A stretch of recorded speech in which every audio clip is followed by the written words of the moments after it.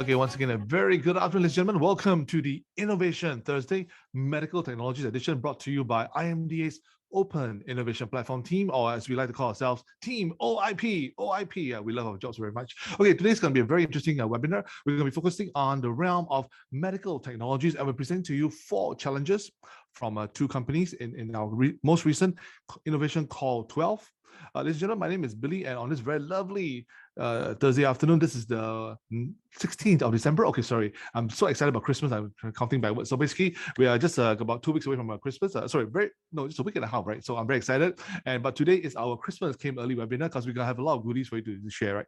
Okay, innovation call 12, right? We actually have 16 challenges, right, offering $600,000 in prize money, right, for successful tech solvers. So I'm going to wish you guys all the best because we hope to see as many of you win, right, with your innovative technologies, okay? So in today's team, right, we're going to be featuring challenges from 2 companies renowned in the medical field, okay? So we have this challenge called the Reliable Cross-Border Logistics and Cold Chain Delivery for Medication Products, brought to you by International Cancer Specialists, or ICS. This other challenge was from ICS. This is called the Tele-Oncology Care Support. So these are 2 challenges in Innovation Call 12 from the International Cancer Specialists, and we'll be presenting on them very, very soon. The other 2 challenges were titled Deliver Better Medical Product Knowledge Through Extended Reality Technologies, and this is brought to you by Smith and Nephew. And the other challenge as well from Smith and Nephew, right, it's actually Personalizing Learning and Development Experience for Healthcare Professionals. So 4 very interesting challenges for our tech solvers today to ask questions of presenters. Okay, so basically prep your burning questions for these challenges for our presenters, and I promise you we'll try our very best to answer them by the end of today. And just a little friendly reminder to all our tech solvers, the deadline for the challenges on Innovation Call 12, right, for OIP is Friday, the 28th of January 2022. So you have just over a month, right, to send in your submissions for all these challenges, including the 4 medical technologies related challenges that we are featuring today. Now, before we begin, I'd like to remind everyone that we will be taking questions. So do type your questions for presenters in the Q&A box of Zoom. All right. So there is a Q&A feature of Zoom. Please key in a question for the presenter. If you can, do indicate to whom you're addressing the question to, right? So we're able to, basically consolidate all the questions and actually, give the presenters enough time to answer as many as we can before the end of the day. Now, don't worry if we don't answer your question by today, because you do have another option. You can write into us at info@openinnovation.sg. Once again, the email is info@openinnovation.sg, and we will follow up on your behalf with the problem owner, right? Okay, so for the benefit of our solvers who are new to us today, so basically we do welcome new tech solvers, to our Innovation Thursday webinars. We're gonna show you a very special video, which is all about Innovation Call 12. May I invite my DJ friend, Mr. Bay, to take it away with the very special video for Innovation Call 12. Mr. Bay, please. Ready to make a difference? As a problem solver, you supercharge businesses by introducing possibilities. Tapping on the Open Innovation Platform for commercial opportunities made easy through a structured innovation process where you can submit your solutions to our business challenges. Shortlisted solutions will begin prototype development, and winning solutions are then adopted and deployed. In our 12th innovation call, you can look forward to even more exciting opportunities. Across 16 challenges in AI optimization, I'm Ryan Han from Mandai Wildlife Group. So we just did a rebranding of the organization. So under the new branding, we have 4 parks. The first one, which everybody is familiar with, is called the Singapore Zoo. The second will be River Wonders. The third will be Bird Paradise, and the last one will be Night Safari. After the 2 challenges on the OIP, we strongly believe in the innovative ideas of the tech solver community. We are so confident that they will rise up to the challenge of creating an AI-powered solution for a smart delivery system that ensures our staff will enjoy a timely delivery of great meals. immersive media. I'm Atri. I'm responsible for Asia Pacific strategic planning and business development in Smith & Nephew. Singapore is very well recognized as the technology and digital health hub in Asia Pacific. Smith & Nephew would like to tap into this local Singapore innovation ecosystem in partnership with IMDA to solve complex business challenges. Our first challenge is where we would like to utilize immersive media to simplify and communicate very complex medical devices and technologies to our HCPs. The second area is where we use the power of AI, data and analytics to create the best-in-class training programs for our HCPs. I would really want you guys to come and help us solve these problems together. Cold chain logistics. I'm Benjamin, Executive Director of International Cancer Specialists, a cancer screening and treatment center in Singapore established since 2008. The pandemic has hampered access to quality healthcare for millions around the world. How can we transform this crisis into opportunity to deliver life-saving value to patients in the region and beyond? We are particularly looking at partners who will be able to work with us to develop unique solutions for problems in cold chain medical supplies and telemedicine. We look forward to your submissions on OIP to make a difference to healthcare access from Singapore to the world. And advanced manufacturing. I'm Andy Lee from the Advanced Manufacturing and Technology Center, A-STAR. The A-STAR Advanced Manufacturing Startup Challenge 2022 is organized by ARTC in partnership with IMDA and A-STAR Central. The theme for this year, Automation 4.0. And there are 3 real industry challenges looking into smart packaging, flexible agile manufacturing, as well as smart inspection. These problem statements are the pain points of our industry's partners that's dealing the real-life problem in their manufacturing processes. We would like to attract, incubate, and scale startups in the advanced manufacturing sectors. We look forward to your participation.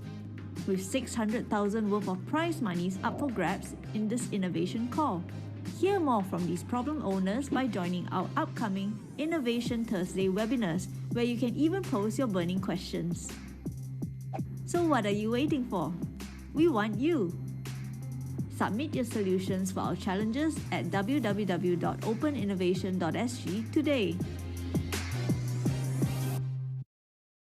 Okay, and thank you. That was the Innovation Call 12 video of OIP for your viewing pleasure, and you'll recognize one of the stars of the video in a very short while. But in the meantime, I'm going to share a bit more about OIP. So I'm just going to get permission to share the screen. I just want to show you guys this very interesting portal, and you must know this portal by heart right now. It's actually the OIP portal, the Open Innovation portal located at www.openinnovation.sg. So once again, it's www.openinnovation.sg.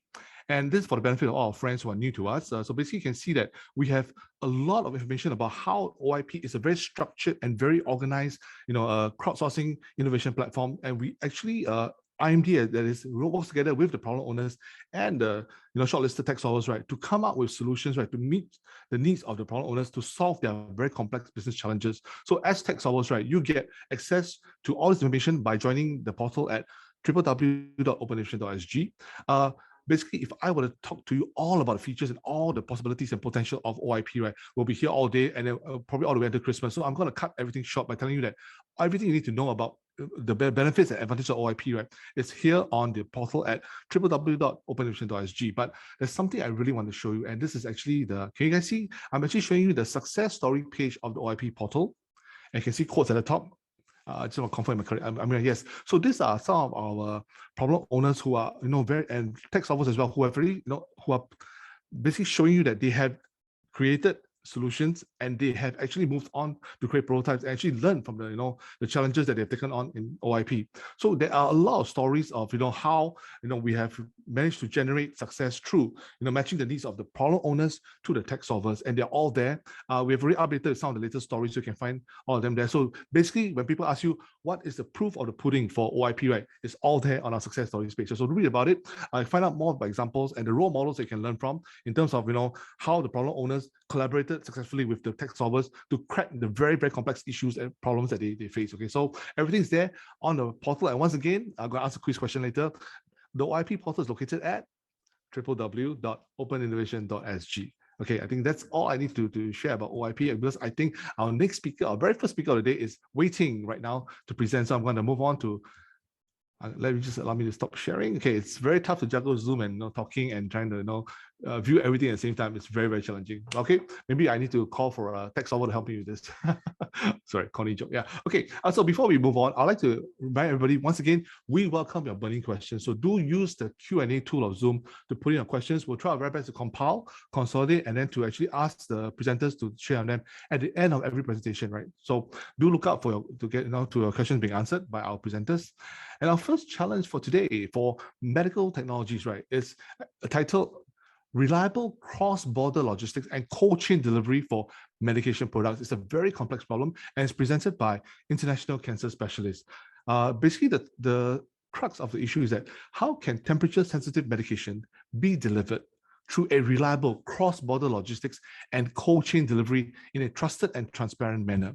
And I note that it's a very interesting fact that the prototype that you proposed, right, the solution has to be tested with clients in Indonesia. Okay. Now, I'd like to introduce the first speaker of the day. He's Mr. Benjamin Tan, the Executive Director of International Cancer Specialists. Now, Benjamin is an entrepreneur, right, in the healthcare industry, and he has had 3 successful businesses since 2007. So he's a serial entrepreneur and with a lot of success in the healthcare sector. And Benjamin says he loves what he's achieving together with his team of clinicians and management.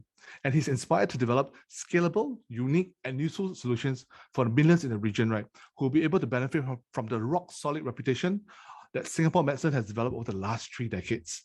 And to Benjamin, right, healthcare access is at the top of his mind. And he's looking forward to working with like-minded talent like all of you here in the tech solver community, right, to improve healthcare access via the creative development and deployment of technology, which is why we're all here today. So ladies and gentlemen, without much further ado, allow me to introduce Mr. Benjamin Tan, Executive Director of International Cancer Specialists. Benjamin, welcome, and please take it away. Thank you, Billy. Good afternoon, everyone. My name is Benjamin, and on behalf of International Cancer Specialists, I would like to thank each and every one of you for your time and attention today. The details of the 2 challenges may be found in the respective challenge briefs, I believe. So without further ado, let's go straight into the couple of presentations that I have for you today, so that we may have more time for any questions later. Please allow me to share screen. So, reliable cross-border logistics and cold chain delivery for medication products. I know it's a bit of a mouthful, but essentially what we're looking for and looking to achieve is how can we enable access to modern and Singapore quality medications to patients in the region in a safe, secure, reliable, and affordable manner. Well, I believe everyone has felt the effects of the pandemic over the last couple of years. But the pandemic has not only accelerated the need for vaccine and treatment development in record-breaking time, but it has also highlighted the vital importance of logistics, effective logistics in ensuring the supply of life-saving medications when borders are closed or inhibited.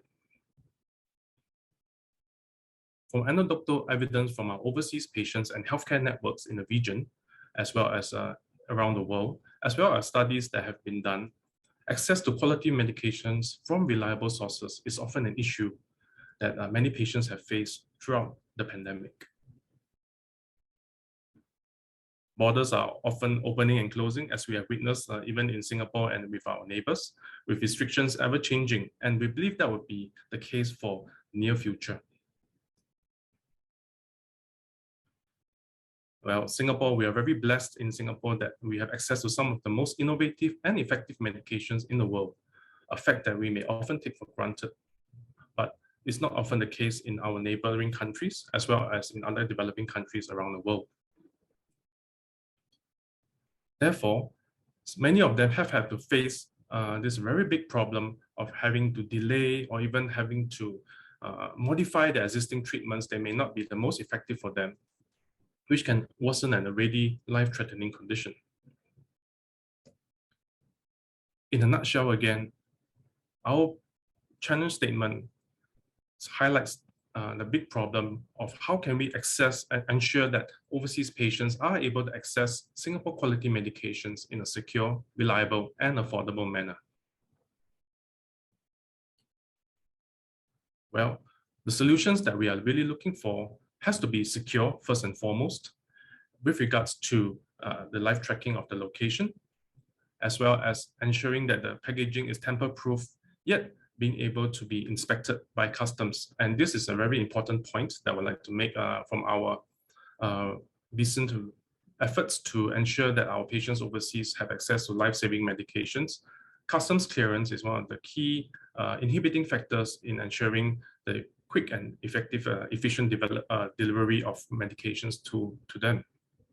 So being able to allow customs to really take a good look at what we are trying to deliver, and having them understand that these are life-saving medications and not just any other vitamins or medications that patients can wait for, is of utmost importance as well. These proposed solutions have to be reliable because, again, especially with regards to cold chain medications, every temperature drop, even every centigrade drop or even increase throughout the entire transport process may cause the medications to really spoil or not be in ideal or optimal condition when they reach the patient. Again, any innovations that can help to minimize delays from the customs side of things, perhaps through even advanced customs clearance or notifications of what is in the package in a clear and effective manner, will be very welcome. Finally, we are really looking for solutions that has to be affordable and scalable. In our experience throughout the pandemic, the cost of even delivering a small package to a neighboring country like Laos or Cambodia can easily exceed over $1,000 one way for a small package. And that's something that is really can be prohibitive to many of our patients overseas because they need these medications on a regular basis. However, this high cost is understandable because many a time these cold chain medications have to be delivered by hand. So literally, a courier has to take the next flight available to the neighboring country and deliver it by hand to the patient himself. And that's why any innovation in ensuring the reliability and the security of this packaging will be very useful in lowering the cost. Finally, we are looking at the scalability of these solutions, especially if there is market acceptance. We would like to scale this rapidly across the region if possible. So what is in for our partners? Of course, there is the prize money, $60,000 for each winner of the challenge. But beyond that is really access to IMDA expertise, resources, and facilities in developing the prototype, as well as domain experts from the respective fields in logistics and medications. We will also work closely with our partners, selected partner, to really ensure the effective and successful development of the prototype as well, because we take this very seriously and we have keen interest in ensuring that this prototype will be successful in delivering what we intend to do so. With regards to the evaluation criteria, there are four generally: fit, readiness, advantage, and the company profile. The solution fit obviously has to what extent does this solution fit what we intend to solve. And it does not have to be a perfect fit. Of course, we understand, and also as an entrepreneur myself, I understand that it's very unlikely that at the one start or at the very first prototype we will be able to find a perfect fit. But really, we're really looking at what is proposed solution and how it may be adjusted, amended, and improved along the way, so that it's of best fit, of optimal fit for the to solve the problem. Solution readiness: how ready is the product solution ready to go to the market and scale? Again, although this is of importance as well, we know that this will not happen overnight. But really, we're really looking at what is the solution proposed, what is the vision for the solution, and how can it really be marketed and scaled in a effective manner over in a relatively short period of time. Advantage: of course, we're really looking for solutions, proposed solutions that would have a keen competitive advantage over the rest. Again, any competitive advantage has to be cost efficient. And when we talk about innovation, it really has to be something that it doesn't have to be really reinvent the wheel, so to speak. But again, anything that will be able to be implemented in an effective manner, and will be able to resolve the problem statements that we have previously discussed would be wonderful. And finally, we are really looking at a company profile that has experienced and qualified people, experts, that will really be of a wonderful, will be of a contribution to us as a company, because again, we are not experts in the realm of logistics, and we're really looking, neither are we even in delivery of healthcare medications. So we are really looking for partners that will be able to augment our efforts and our services and our skill sets in order to achieve our vision. Again, just to reiterate the deadline talked about by Billy at the very beginning, the deadline will be 28th of January 2022. So that gives about a month and a half away for any solutions to be proposed. And yeah, we'll be happy to answer any queries and questions from the audience now. Thank you. Okay, thank you very much, Benjamin. I can see the questions already flooding in for this challenge, so let's get ready to answer them. But basically, thank you very much for sharing about this very, very interesting cross-border cold chain logistics issue. And I'm gonna basically kickstart the question and answer right now by going through the first few questions from the floor. Okay, this one comes from Anonymous and it says, when going through customs, right, what are the chances that fluid-based infusion drugs will be opened by the inspection officers? Benjamin, would you like to answer this? Yes, can you hear me, Billy? Yes, we can hear you. Yeah. Okay. Loud and clear. The chances that the drugs itself, as in like the packaged drug or the liquid drug inside the packaging, may be open are rather slim. Although we have heard that it's happened before, but again, it's rather slim. What the customs officers are really looking for, they want to know exactly what are these drugs for, and what are they used for, and if they are in any way restricted, prohibited by their local regulations. So that again, any proposals that will help clarify this without them having to open the packaging or dig through the packaging would be wonderful. Yeah. Okay, that sounds great. Okay, thank you, Benjamin. Okay, next question from the floor is, okay, they want to clarify, are you looking for an end-to-end solution for transport to Indonesia, or are you looking at the technology involved? So maybe just to clarify this point, yeah. That's a good question. And we're really looking for, actually, we'll be happy if there are any proposals that can help propose an end-to-end solution. But we know that could be difficult because some people, they may be experts in logistics and supply chain management, for transport within Singapore to Indonesia and other neighboring countries, but they may not be experts in the development of certain packaging or specialized packaging for cold chain medications. So we're really looking that's why we're trying to be specific in this particular challenge brief, because we know of the challenges involved in this. But if any organization or any team members is able to propose both, a complete solution for us, that'd be perfect. Yeah. Okay, that's cool. So basically, tech solvers, you're open to propose any a sort of solution that can actually satisfy the needs of this challenge. So basically, feel free to explore and to come up with very interesting solutions, right? That covers the whole value chain. Okay, up next, interesting question from NSAT. NSAT is asking, should the prototype solution support local deliveries, for example, within the Indonesia, or only overseas deliveries from Singapore to Indonesia? Again, it's a great question. I think any prototype solution, if you are able to deliver anywhere within Indonesia, one of the most difficult countries in the world to have end-to-end delivery or supply chain management for, in my understanding, that'd be wonderful. But right now, we are really looking at overseas deliveries for now, Singapore to Indonesia. But we believe that any innovative or any solutions proposed can be used within a local context like Indonesia as well. Yeah.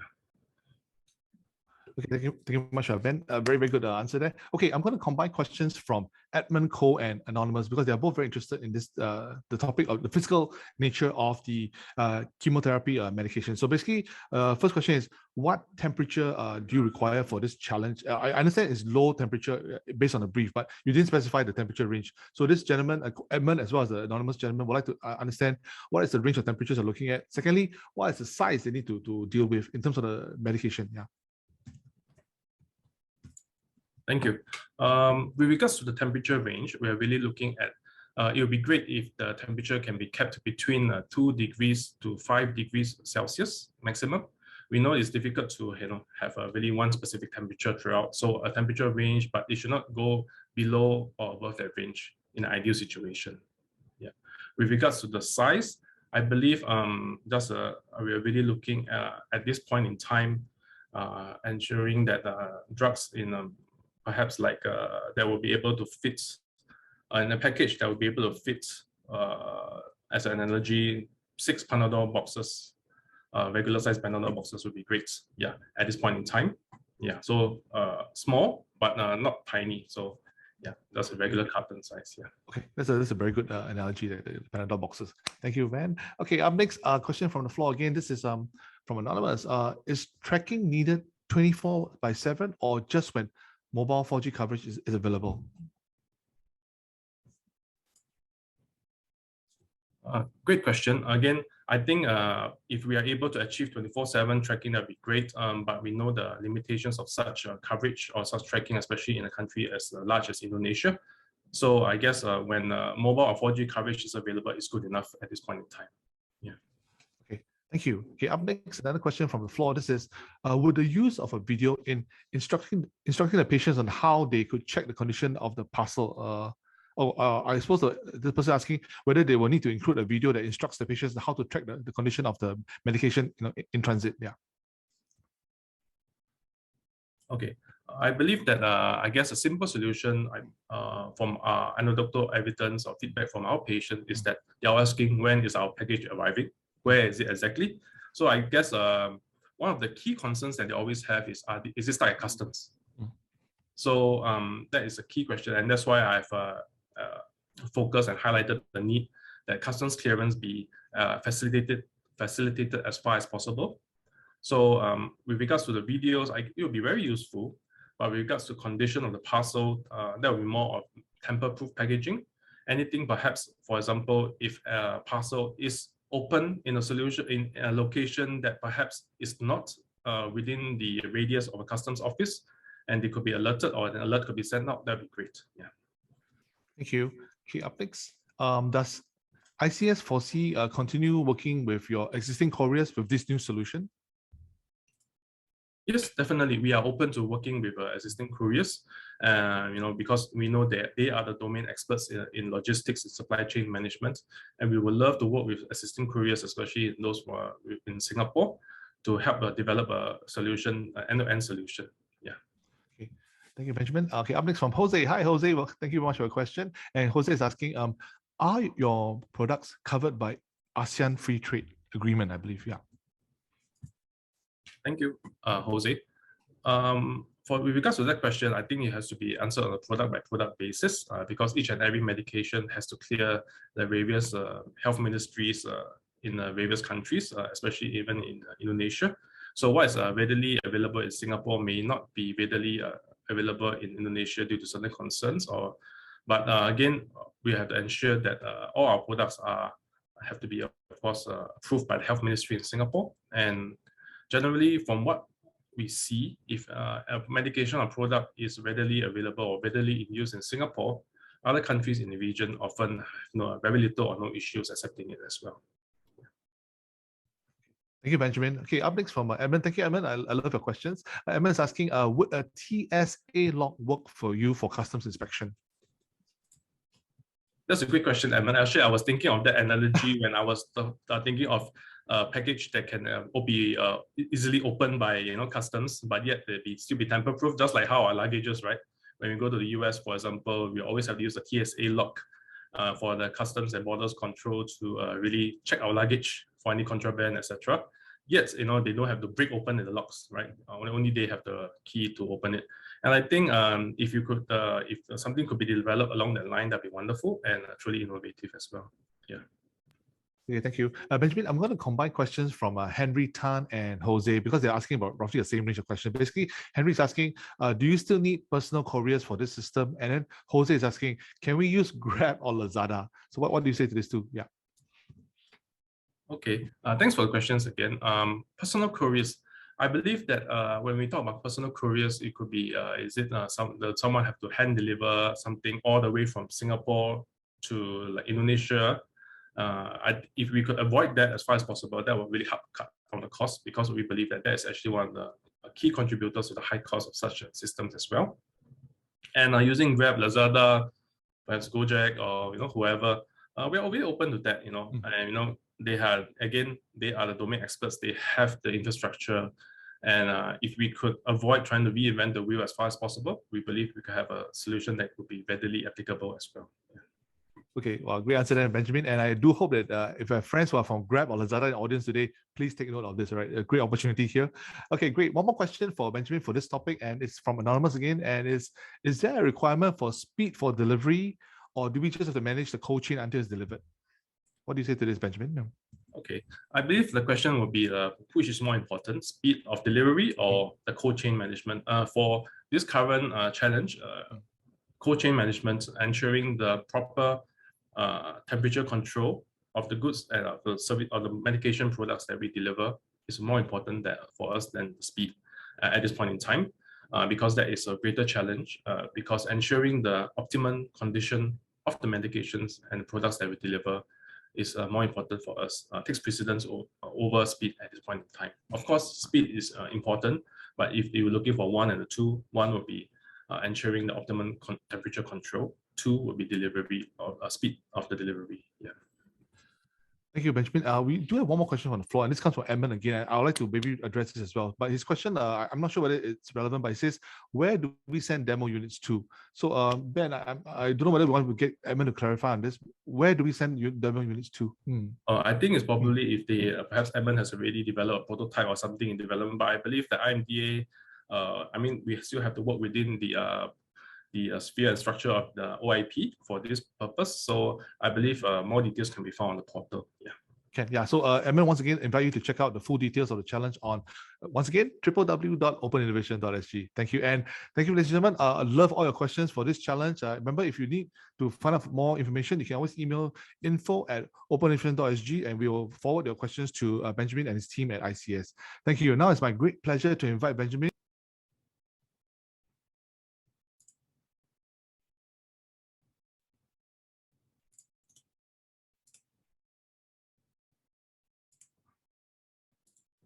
Billy, you're on mute. Sorry, okay, sorry guys, thank you very much. I'm not gonna move on to the next challenge from Benjamin again. And Benjamin, I'd like to hand over the torch to the next speaker, who is also Benjamin. Thank you very much. I think you're doing double shift today. Okay, the topic from ICS for this second challenge is actually on tele-oncology care support. And it's about how might we provide a tele-oncology solution with real-time patient visibility, so that overseas patients can receive the Singapore quality oncology care anywhere in the world. All right, so it's a very, very big and complex challenge. And once again, I'd like to invite Mr. Benjamin Tan, Executive Director of International Cancer Specialists, to share more about this very fascinating challenge. Benjamin, take it away again. Thank you. Thank you, Billy. I'll be sharing my screen now.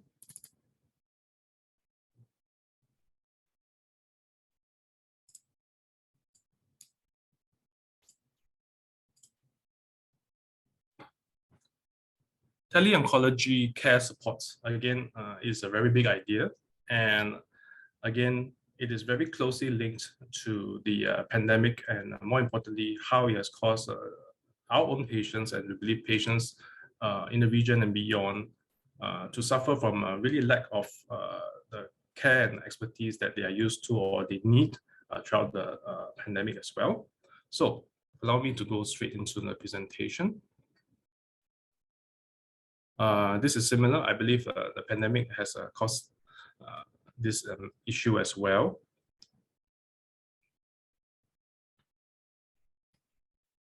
Now, in countries, in our neighboring countries, not just Indonesia, but many other countries in the region, as well as further beyond, there are thousands of cancer patients and even other patients with illnesses and diseases that are unable to access the healthcare that they need, or they will be readily accessible to them in a normal period before the pandemic. Surely in a large hospital facility, like hospitals that are dedicated for COVID patients, for example, or even in Singapore, where we have seen where due to the need to protect not just the patients, but also their family members, as well as the staff and team members in the hospitals, visitations often have to be even restricted or even removed visitation rights, and not to mention critical surgeries have to be non-critical surgeries have to be postponed as well. And in our experience, we have seen heard of many of our patients who actually postponed their treatments because of the fear of contracting COVID. One of them actually told me that, look, Ben, if I die of cancer, I die of cancer, right? But if I go to the hospital and I get COVID, I go back to my household of 10 or 20 people and they get COVID, many more might suffer. And that's unfortunately the trade-off or the sacrifices that many of them had to make throughout the pandemic. Again, borders are very fragile even now, and patients who usually come to Singapore for medical treatments, medical specialist treatment, are unable to do so easily like 2 years before. And we have used actually telehealth approaches to care for our patients as much as possible throughout the pandemic, whether is it through teleconferencing software that are secure or dedicated to telehealth. Many of them have responded to us that actually it's good for traditional consultations, or if your condition is secure enough, or stable enough, but more often than not, they require much more care than that. And the top question at the top of our mind is really, how can we enable them to access or benefit as much as possible from the healthcare expertise that we have in Singapore while they're over there in their overseas, in their home countries overseas.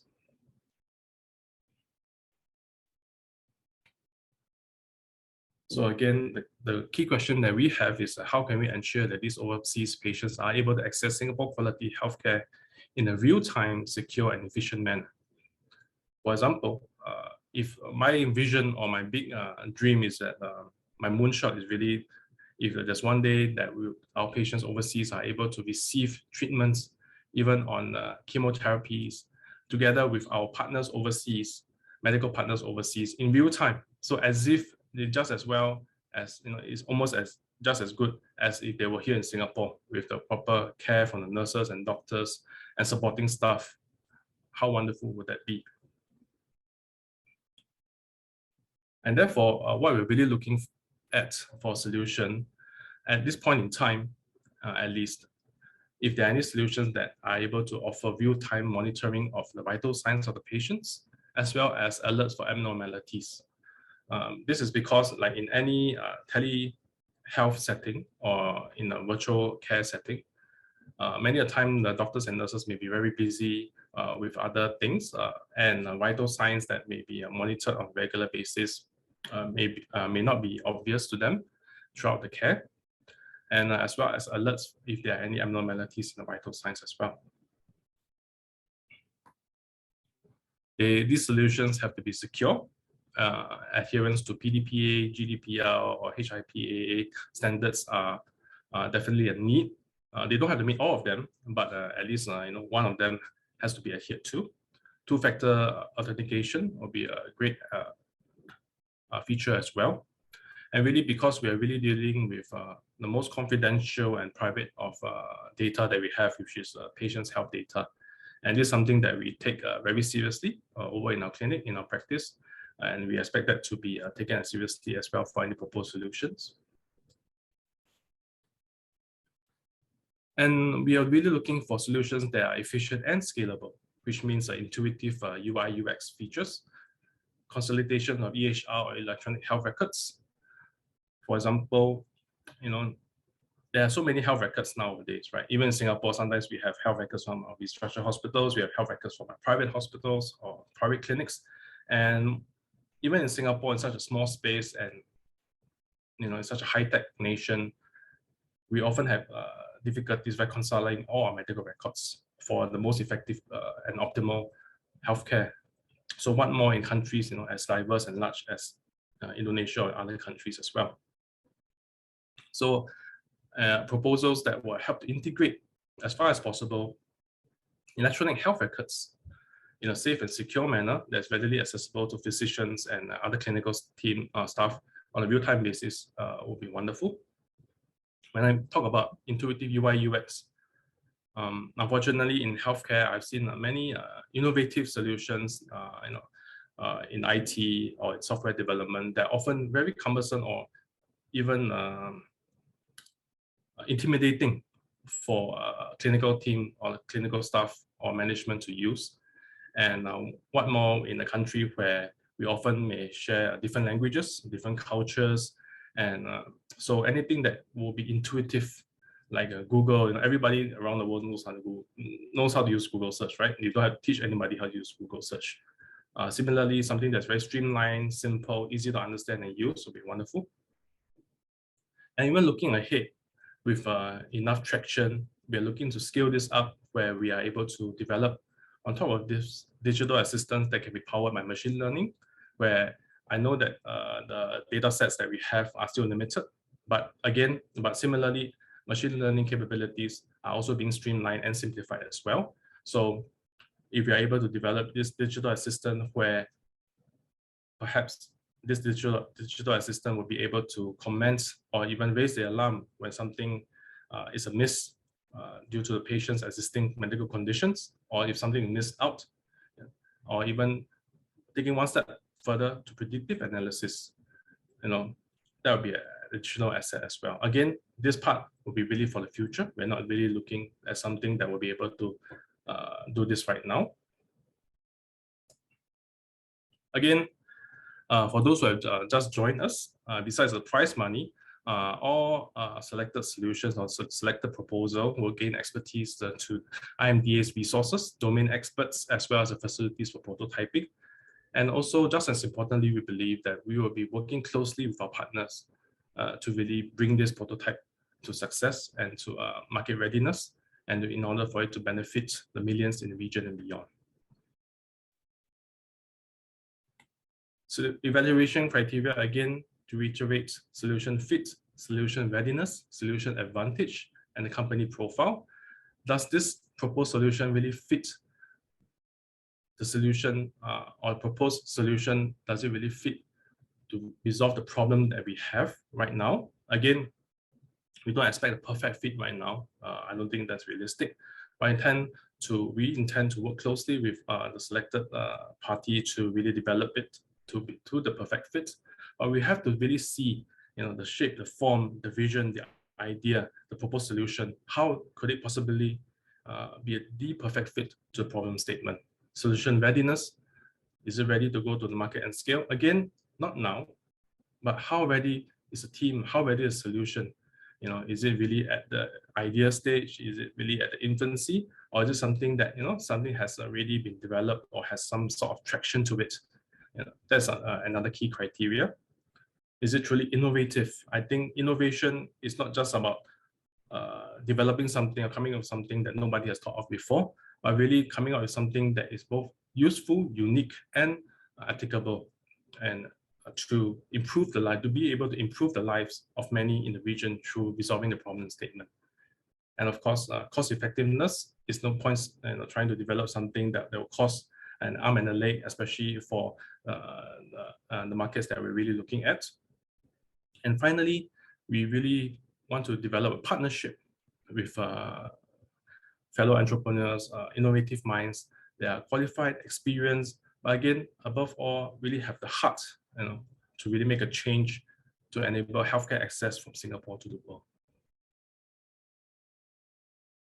To reiterate the deadline, 28th of January 2022, 1600 hours. And now we can have questions and answers, please, from the audience. Thank you. Okay, thank you, Benjamin. Another great presentation. And we do have quite a few questions from the floor right now, but allow me to hog the microphone and maybe ask you the first one of all. I noticed that one of the conditions that the prototype must be tested in Indonesia. Is that correct? Sorry, I just trying to draw up the questions now.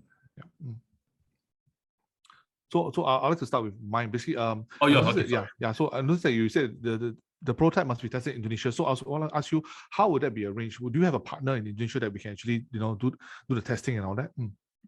We do have several healthcare partners in Indonesia. Okay. Again, if somebody has already, established partnerships with regards to these sorts of systems, we'll be more than happy to explore that as well. Okay. Again, Okay, so you're open to different kinds of ways of testing. Yes, Okay. definitely, Okay, definitely. thank you very much. Yeah. Okay. Great questions on the floor coming in. Wow, I see some of the questions are very tough, so I'm going to start with the simple ones. Let's have a softball for first. Okay. Ensa is asking, what are the different kinds of vitals aside from blood pressure to be tracked remotely? Yes. At the very beginning, blood pressure will be the key, one of the key ones, together with, if that's possible, the temperature as well as the body temperature, as the O2 oxygen concentration levels, as well as even the the heart rhythms via ECGs. This will be good to have, but the must-have at this point in time would be the blood pressure. Yeah. All right, thank you, Benjamin. Okay, up next from Anonymous. Very good question as well. Should the app also support other languages aside from Bahasa Indonesia, I believe? Yeah. Yes, that would be needful as well, because although English is primarily used in Singapore, obviously it's not in other countries like Indonesia. So being able to translate that, whatever proposal or whatever is in the system proposed, it will be key as well. Yeah, to accept market acceptance. Yeah. Okay, thank you. So ideally a multilingual solution, as you can build it up over time as well. Okay, yes. Thank you. Coming up from Ensa, thank you Ensa for another question. And he's asking, are there any existing data to train the AI model? A smart video analytics solution that alerts local clinicians when a medicine is administered incorrectly. Thanks, it's another great question. Yeah. From my understanding and research, healthcare data sets, even though they can be huge, but in relations to data sets commonly available in image analysis or image recognition or detection, is relatively much less. So again, I want to be very careful on this because again, AI, ML in healthcare is often a very controversial topic. But if it's something that can be developed, if somebody has an innovative solution that could help make this possible in the near future, then why not? Yeah. Thank you, Ben. Okay, next we have to discuss how shall we help Jose again with his. Jose has many questions in his very big entry in the chat group. So, Benjamin, shall we invite Jose to actually follow up with an email, because his questions are very, I believe that they're very complex and we may not be able to answer any of them by the end of today's webinar. What do you say, Benjamin? Yeah. No problem. But I think I can kind of get where he is and what his concerns. Yeah. Really on how effective is what teleoncology with regards to the usual standard oncology care for the screening, treatment, diagnosis of cancer. To clarify, teleoncology will not, I believe that we will not replace, definitely will not replace the traditional care models with regards to medical oncology treatments or the screening or diagnosis of cancers. That has to be, I believe that is very clear to me and the rest of us in the field. But what we're looking at is not something that will replace traditional cancer care, but rather someone that will enable access to care when it's not available. So what is the next best option, so to speak? For example, many of us, I guess many of us prefer face-to-face meetings or interactions with our loved ones. But throughout the pandemic, it was not possible. So Zoom made that next best alternative possible, or Microsoft Teams or whatever we're using right now. So similarly, how can we ensure that patients will be able to have access to the care that they need when borders are closed, when facilities are closed, or when it's unavailable to them? And think of it as also that this teleoncology care model will really help to supplement traditional care models in a way that will help to reduce cost. For example, let's say an overseas patient wants to come to Singapore for treatment, but the cost of treatment in Singapore is not just limited to the cost of the drugs or per se, but really cost of staying here, accommodation, the loss of income from having to take time off from to care for the cancer patient, etc., etc. If a patient is able to come here for the first initial cycles or the first few consultations or treatments, and be able to have it follow up again with our care partners over in Indonesia or Malaysia, that will help to save them a lot of time, energy, effort, and money as well. So think of it that way, of where it's not looking to replace traditional care models, but rather to augment it and make it accessible when it is not so easily available in times like these. Okay, thank you, Benjamin. I love your vision. I believe this is probably this challenge, right? It's like laying the foundation for your moonshot vision, right? To actually have, telemedicine, be very effective remotely, across the world, no matter where you are. So thank you very much for a very great answer there. Okay, we have more burning questions for you from the floor, so I'm gonna move on as quickly as I can. From Anonymous is saying that is your evaluation of the solution, I think they're asking you where's the weightage, which is the more important weightage? Is it on the company background and team members or the resources? So what is the evaluation weightage? Which is the most important weightage? Yeah. I know this could be a very cliche answer, but both are just as important, because we believe that a solution is not just based on what is presented on paper per se, but really envisioned by and really be driven by the background, the team members, and lastly, the resources that they have. And I believe that for this current challenge, or in any partnership that we have and I have developed over the years, the resources are really the hearts and the mind of the people behind the solution. That's the key criteria. So again, I hope I'm answering your question, but just by saying that both are just as important. Yeah. All right, that's a very diplomatic answer. I love it. Thank you, Benjamin. Okay, up next from Andrew. Thank you, Andrew, for your question. Andrew is asking, on the teleconsultation, right? Is the solution focused on the clinical, post-surgical, or the post-traumatic pain detection?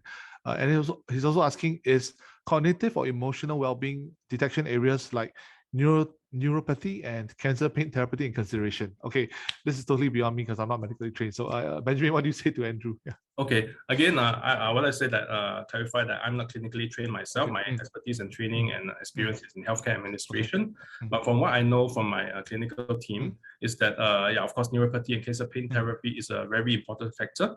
And we have invested in technology and resources to help reduce or minimize these neuropathies and cancer pains as much as possible for our patients.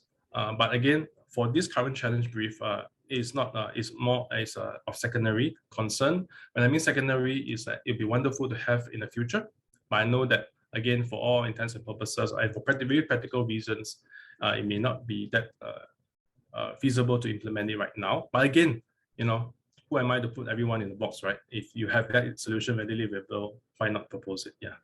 Okay, so once again, ICS is open to the kinds of innovative solutions you have. So don't be trapped by conventional solutions. That's cool. Thank you very much. Okay, up next, we should clear two more questions for Benjamin before we move on. And this one is from Anonymous and says, should the solution be able to support the communication between the different parties to replace WhatsApp? What do you say to that, Benjamin? Yeah. Yes, WhatsApp, right? Again, personally, it can be it's often a very controversial topic in healthcare communications, at least. Okay. Because people always say, how can you just use WhatsApp for communication? Yeah. And, just to share a very personal, just an anecdote from what we have done in the past is that a couple of years ago, a few years ago before the pandemic, I actually invested in a solution, teleconferencing and consultation solution that is really highly regarded in the United States for healthcare providers. It's safe, secure, adheres to all privacy concerns. Only problem was that my patients hated it. So because they couldn't figure out for the life of them how to use it, even though it was as easy as just opening a link. Of course, this was before the really advent of Zoom and what have you not in today's age. But what got me thinking, what really struck me was really the ease of communication was just as important, or is even more important for the patients as the rest of the other features like security or reliability even. So again, to answer your question, should the solution be able to support communication between different parties to replace WhatsApp? And I think that would be more on ensuring that it's secure or private. If it can be easily done, why not? Or when I mean easily done, if it can be easily used, again, UI, UX, by our patients especially. Because us on the as industry insiders, as clinical and experience, we are very used to using these sorts of equipment, software, technologies. But it may not be so for someone in Indonesia or in other neighboring countries. So again, ease of use, if it's able to be developed as such, all the more for it. Yeah.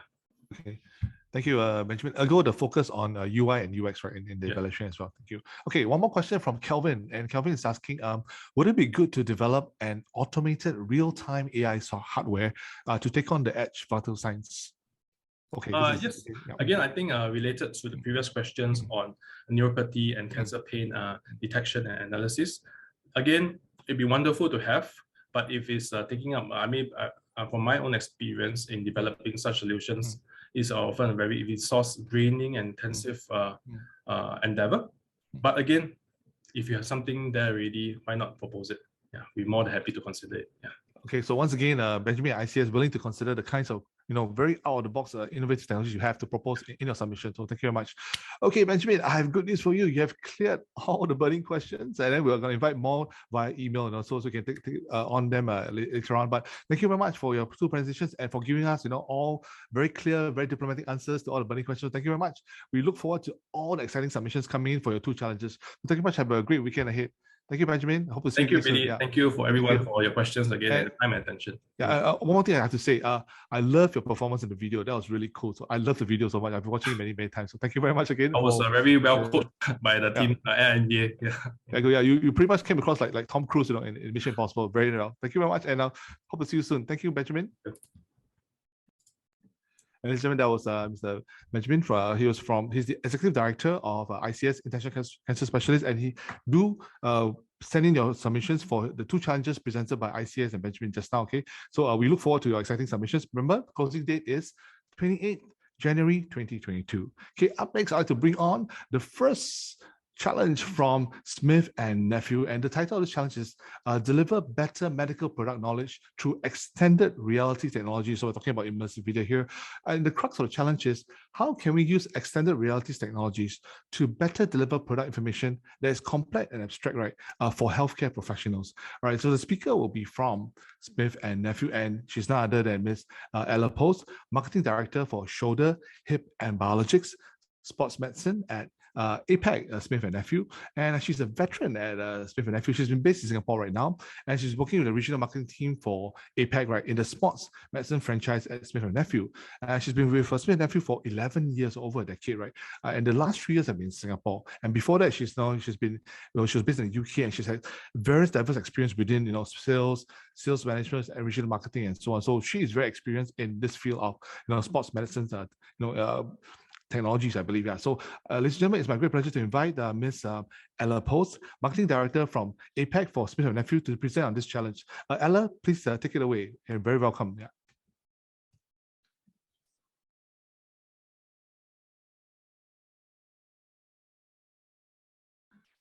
Okay. I believe there's a bit of a technical issue right now. I'm just going to hold the floor for Ella.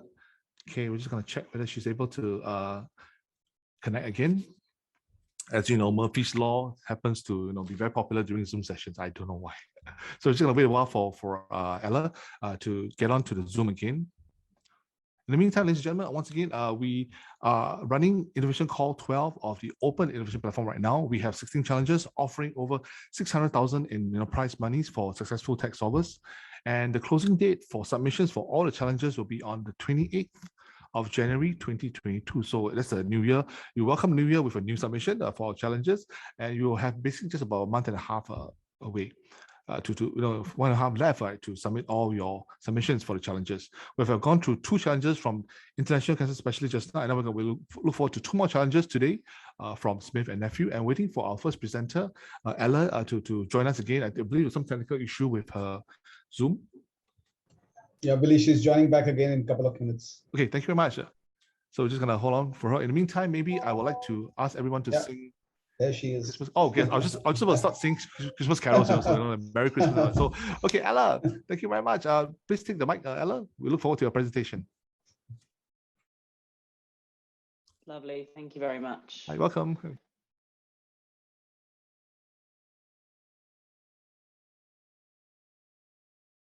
What do I need to share my screen? Yes, that'd be great. We're waiting for you to share your screen. Yeah.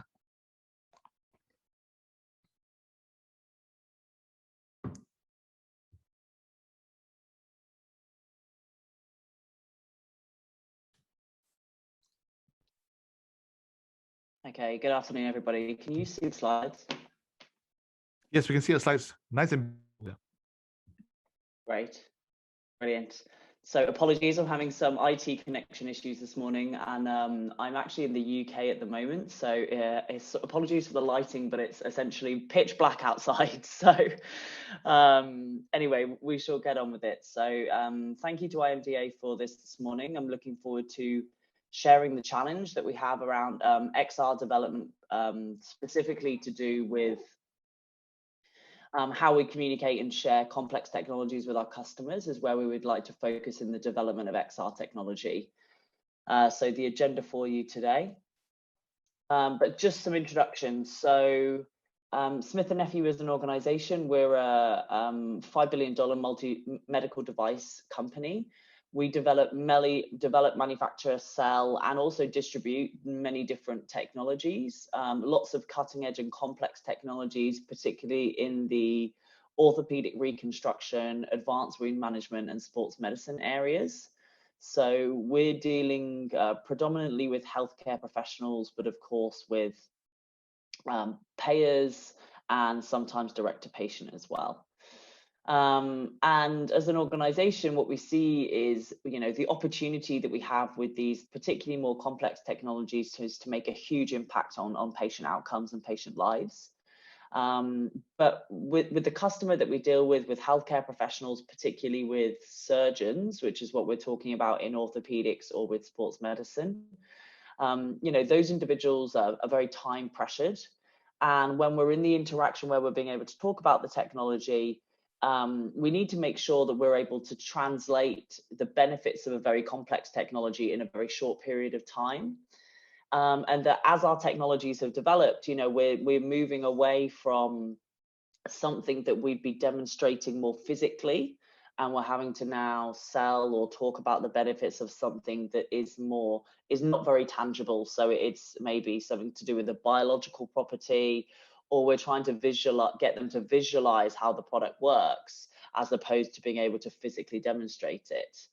And we know that these product technologies have steep learning curves. And previously we've had, as I said, a high dependence on physical demonstrations.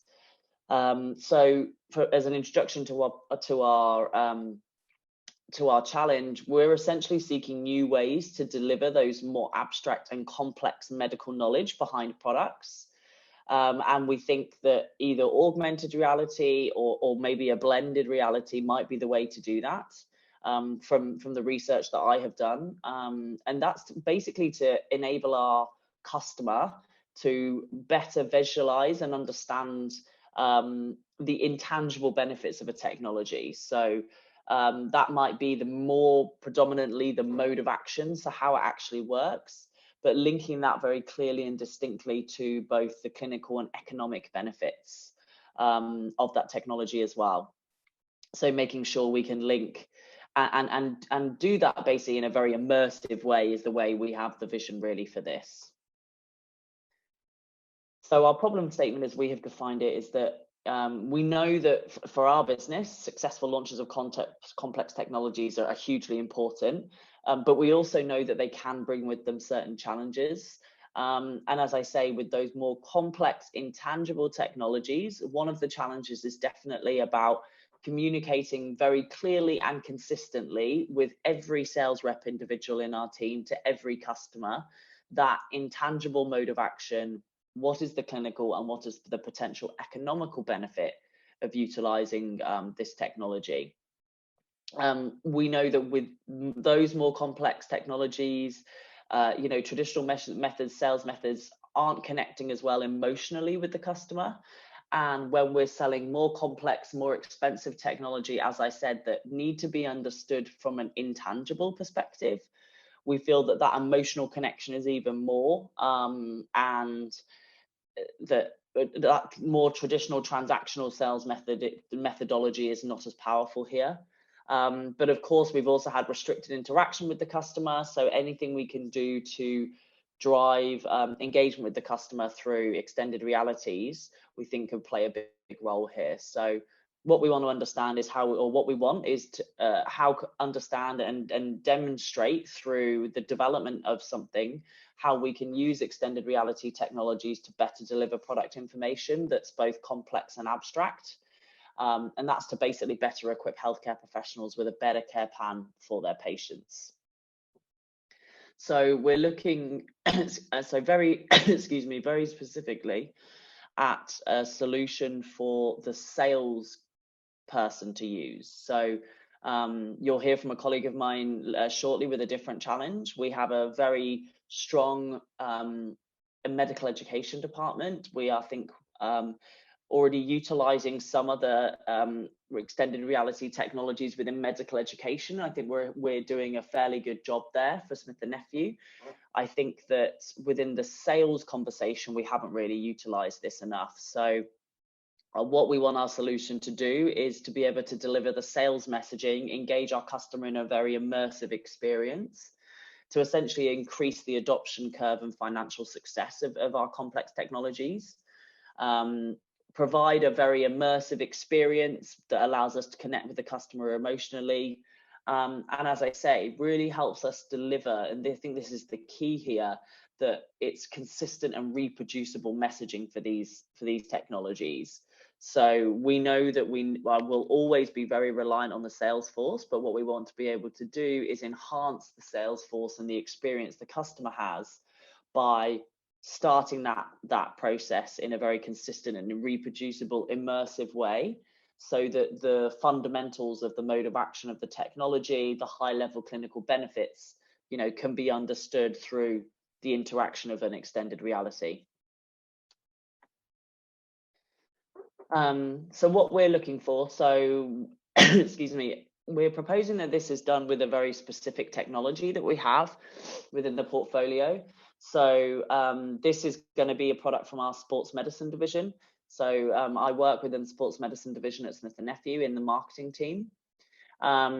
We would like to have a working prototype solution, basically, that will allow us to support healthcare professionals to easily explore and understand a complex medical technology. And in this instance, this is a product called Regeneration. So I've got a picture of that here for you, and I'll talk about that in a little bit more detail shortly.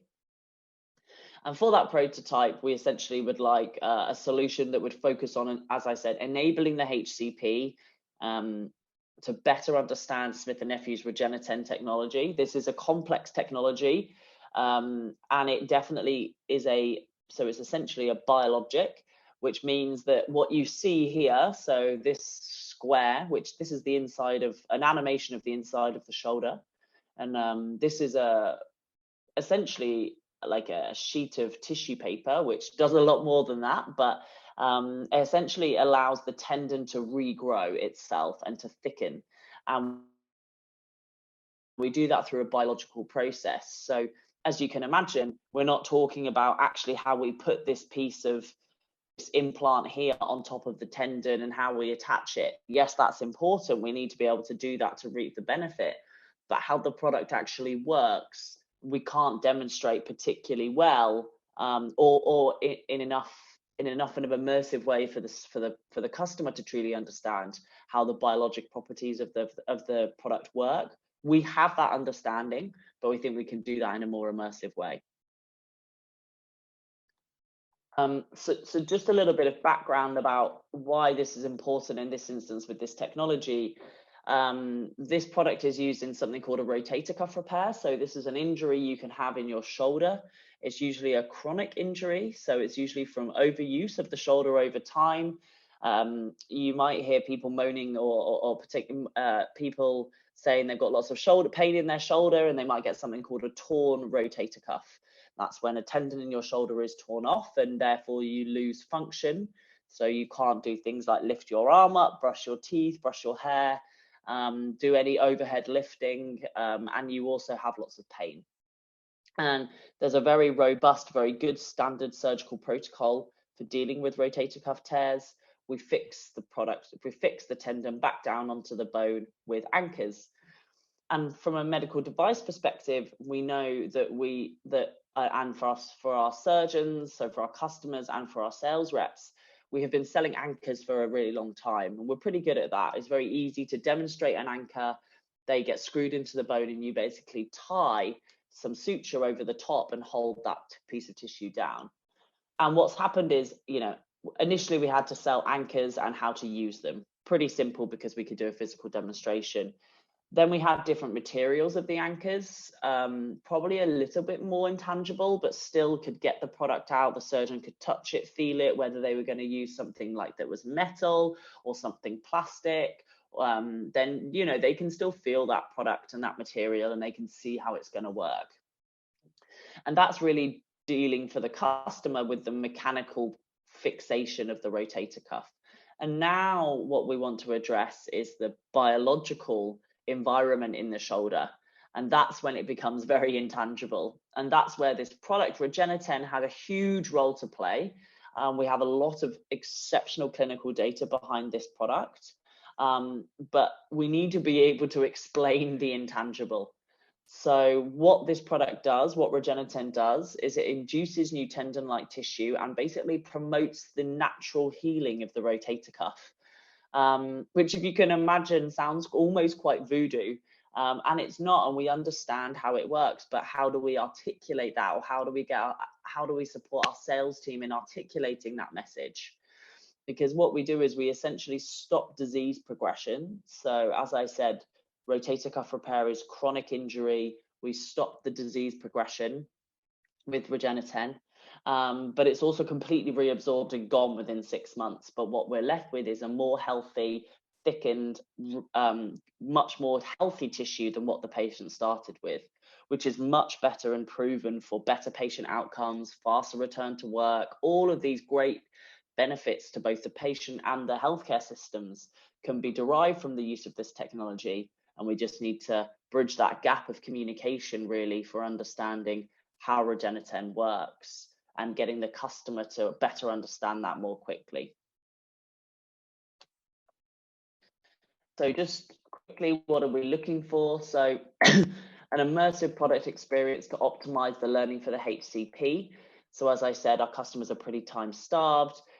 We often have a very short period of time to engage with them. So we need something immersive, engaging, and allows us to really visualize how the products will help their patients. We would potentially use whatever solution it is to help train the sales team, but that still very much sits with Smith & Nephew as an organization. This is really focused, this development is focused on the interaction with the HCP specifically. So, but the sales team would also potentially use that to improve their training and understanding as well. But we need this to be immersive, but also easily utilized. So this is why we've said it could be XR, but we, for example, are not going to roll in a simulator, something that we use very effectively for our medical education. It's not optimal. We can't give it to every rep. We still need something, if it is XR, that could be easily carried around and is not too expensive for our sales teams to utilize, but would be still give that very immersive experience, as I say. So it needs to be created and optimized to suit those possibilities. So, it needs to be as interactive as possible, but we might have limitations with what, whether it is just through a flat screen or whether it's part haptic. But, we need it to not be a huge investment per salesperson, for example, and can be easily transportable as well.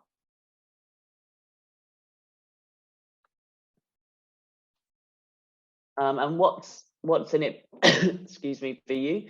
So there's a $40,000 prize money for each winner of the challenge. The award model is available from IMDA, I think, for more details. You gain access to IMDA's technology resources and facility for prototyping. You gain access to the expertise related to this project and test resources, and be an opportunity to be a co-developer or supplier with Smith & Nephew as we actually commercialize this solution. And I think from Smith & Nephew's perspective, from my perspective, from our company's perspective, we think this is a really exciting space. We think this is going to have huge benefit both to us as an organization, but to our customers, and therefore by extension to our patients, to get them better, quicker access to better technologies, which essentially improve patient outcomes. And therefore, this is a really exciting opportunity, I think, because whatever we develop for this product, for Regeneration, which is a product that will be sold throughout the globe, although this will be initially developed for the Asia Pacific region, in line with the launch in a few different markets. This can certainly be extended to global Smith & Nephew.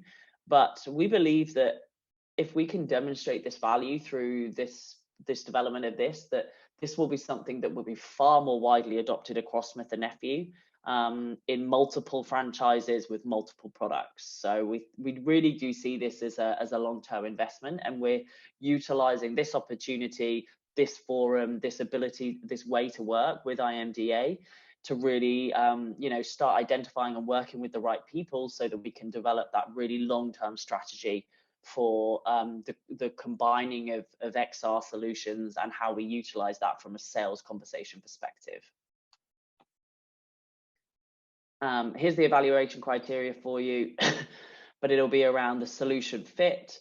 So how does this solve that problem that I've hopefully being able to articulate well to you? What's the solution readiness? What's the advantage, if any, of using those technologies or the pilot? How effective, cost effective is it? And linking it back to the company profile. And the deadline would be 28th of January at 4 o'clock. And IMDA, I think, can hopefully answer any other questions from that. So hopefully I haven't taken up too much of the time that we needed there, and we've got some time left for questions. Thank you very much, Ella. You did find a very, very good presentation, and we have plenty of time for Q&A. But I gotta tell you that the moment you talked about, Regeneration and how it affect the shoulder, right? My shoulder started aching, so I'm looking forward to finding out more about how Regeneration can help people like me, aching bones and all that. But thank you very much. And ladies and gentlemen, the potential is immense for this prototype because Smith & Nephew is a global company, and they're located in over 100 countries. So can you imagine the scale of, if this solution is successful, this kind of scale that we're looking at. So it's very exciting possibilities here. And I'd like to move on to the questions for Ella from this presentation. And let's see. Okay. First question from the floor is about, Ella, can you share more about the issues, for example, the compatibility with the operating system, the integration and localization that you faced when you prototype with augmented reality and interactive PDFs previously? Yeah, absolutely. So personally, from my perspective, we have not done this. So I think interactive PDFs were usually fine. There was a project done in a different franchise within Smith & Nephew where there was an AR app developed, and we ran into problems with compatibility for sure. We have tried to get to the root of the problem about whether that sat on Smith & Nephew's side or with the co-developer. But there have been issues in the past, definitely, with compatibility. And I don't think we as an organization help ourselves because we don't have much consistency with platforms. So for example, you might have one market that is on a certain type of iPad and then others that don't have iPads and have phones, for example. But we can give that information. We know with Regeneration which markets we want to concentrate on. We also have strong support from IT with this submission, full visibility of what we want to do and achieve. So I think we'll have really good alignment with the support of IT here to make sure that and hopefully with the right developer, that we're not going to run into those, compatibility issues, software upgrades, meaning things can't be utilized, that kind of thing. All right, thank you, Ella. A great answer there. Okay, moving on for another question from Ansad. Okay, hi, Ansad. Thank you for another question. And this question is, hi, Ella. Can you elaborate how the new solution could equip the sales person with the product knowledge, product know-how, and assist him in the selling process? So how would this help a salesperson? Yeah, absolutely. So the sales process as it stands currently, what we can observe is that we need to have multiple sales calls and conversations, as I say, and that's really because we're trying to explain how something works that excuse me, we can't get out and demonstrate. And from the customer perspective, they really want to believe that Regeneration works with how we can explain that it works. But it takes a long time to understand how the product has been made, how it works in terms of We're really talking about them placing something in the shoulder and trusting that it does its job rather than doing something that they do in theatre, which they're used to doing. And then connecting all of that with clinical outcome data that's published, and then potentially how the economics of that can affect the healthcare system. So to answer your question, how we hope to see this solution make a difference is to either decrease or accelerate the conversion time period. And we think that will be because we will be able to hopefully capture the imagination or the attention. So that might be threefold. Capture the attention and the engagement of the customer because of the immersive experience. Therefore, the customer is potentially more engaged and more listening, because what I can say is that our sales teams are often, having this conversation while the surgeon is scrubbing their hands and getting ready for surgery. It's very difficult to get a good segmented period of time. Of course, they don't need to be utilizing this in that instance. They will need to get some sit down period, but it might be between cases. But we know that if we can get them immersed, they will then give you dedicated time to really go into this in more detail. So threefold, sorry. So one, we get their attention and that immersive experience. Therefore, they are more engaged and hopefully listen. But within that period, when they're listening, we're able to be very consistent with what we communicate because we're doing it through a immersive platform. So, we have very, very good sales teams. We, of course, have different performance and different ways that people sell, which is fine. We feel that with these kinds of technologies, having at least starting the sales conversation with a really integrated immersive experience that sets the conversation off on a certain way and hits some of the key messages in one go will really help with the sales rep when they have to go backwards and forwards and discuss with the customer. And that thirdly, that our understanding is that from all the research that we've done, that XR really gives us an opportunity to connect better with the emotional part of the customer. And that's where we really see that we can make a difference with this, because as I say, we are trying to change the standard of care. And they have been doing a good job of treating their patients, but we're really able to offer something that significantly can affect the patient outcome, but of course is also expensive, unfortunately. So we need to be able to have that emotional connection with the customer, I think, to translate the true benefits of the technology. Okay, I hope that answers the question. Yeah, I think that answers the question very well. I believe you also kind of answered the next question, which is kind of related, because the question was about, I believe it's about what is the main challenge faced by healthcare, I think healthcare professionals, HCPs, when trying to understand the product. So you kind of covered that as well. So sure. So thank you very much for that. It's two questions in one answer. That's brilliant. Okay. Up next we have that's a question from Andrew. Andrew, I'm not sure it's relevant, but I'll just ask Ella to consider. Okay, Andrew is asking, hi Ella, would Smith and Nephew consider emotion detection to improve patient injury pain recovery? Would that be relevant to this challenge, Ella?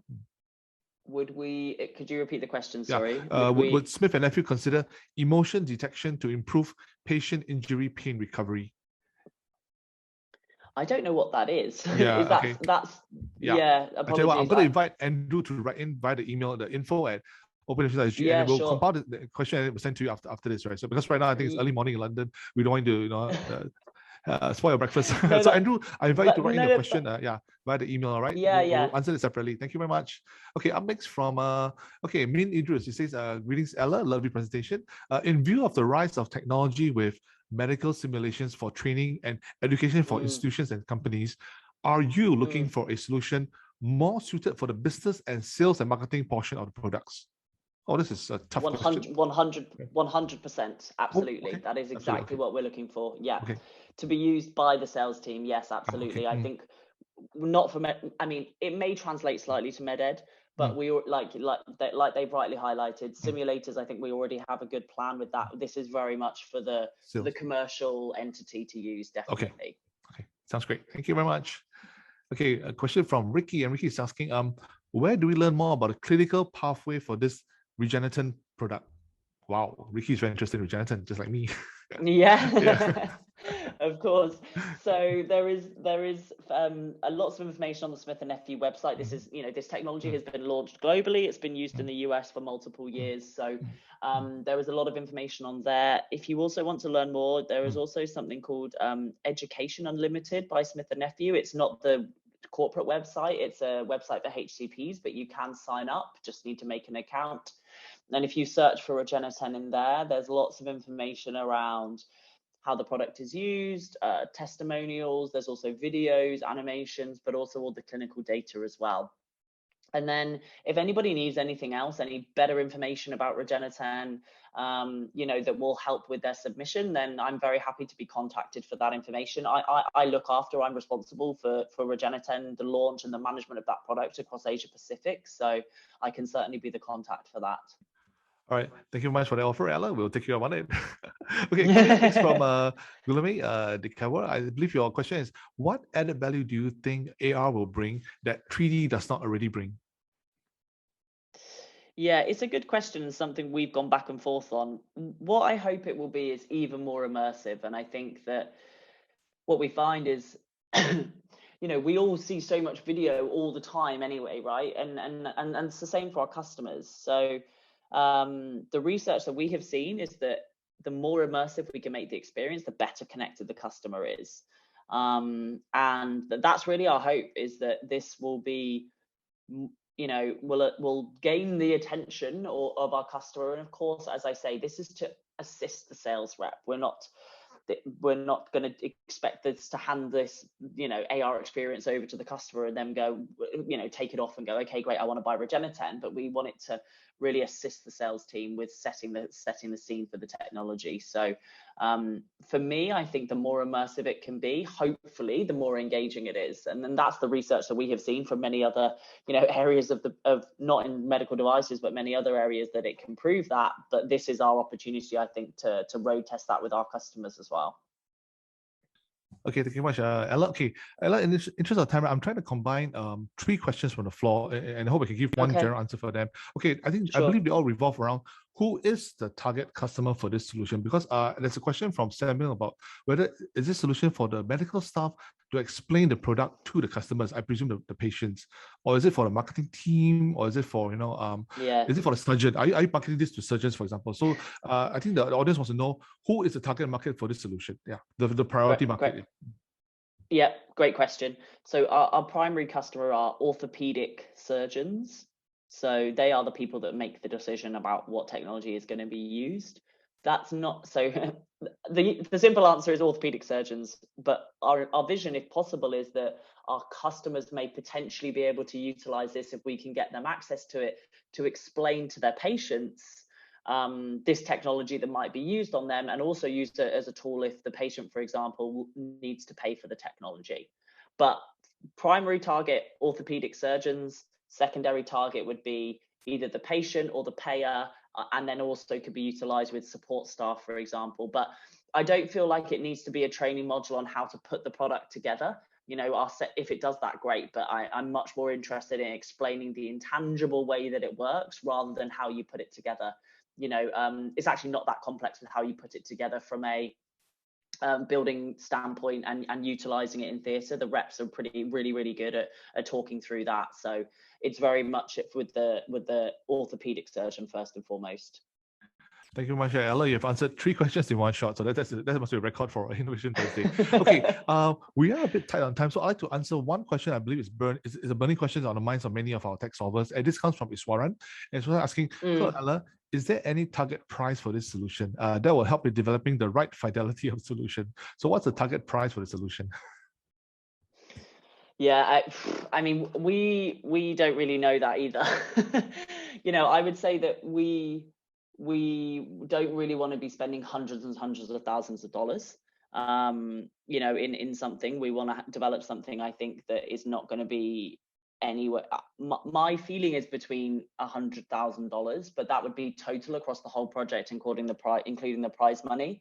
I think that is also dependent, right? If we get something, but we don't have a limited budget, so it's difficult for me to answer that, because we again are trying to better understand how much we need to spend to get the right experience. there is full support to do this project and do it so it's successful, but it also needs to work for us from a budget perspective. Okay, thank you. And I'd just like to say that basically what happens is that Smith and Nephew and Ella's team, right, will basically will talk with the winning tech solver, right, to negotiate all the terms and conditions of the prototype development. So you guys will be able to work it out once you win the challenge. So basically, you can actually have the the chance to talk to Smith and Nephew once you win the challenge. So basically, good luck to you guys. Ella, thank you very much for your presentation. Thank you for presenting a lot about the benefits of Regeneration. I'm very convinced now. My shoulder is still aching, but I look forward to having the demonstration of the interactive, the extended reality version of it, so I can understand better how it works across the board. But thank you very much. And ladies and gentlemen, if you have more questions for Ella, right, do write into our email at info@openinnovation.sg. We will compile your question and send it on to Ella and team. So thank you very much, Ella. Have a great week ahead, and good morning to you in London. Thank you very much. Yeah. Thanks very much. Thanks, guys. Okay, up next, we have one more solid presentation coming up, and this is on the topic of personalizing learning and development experience for healthcare professionals, also by Smith and Nephew. I'd like to welcome Dr. Surao Sharma, Senior Director, Medical Education Societies at Asia Pacific, Smith and Nephew. And I just like to mention that Surao and his team, right, have been instrumental in conceptualizing and developing the new Smith and Nephew Innovation Center in Singapore. So Surao, I would like to be invited to visit one of these days. So I hope you can give me the invitation. Yeah. Very excited about it. So thank you very much. And please take it away. This is your presentation for today on personalizing learning and development experience for healthcare professionals. Thank you, Surao.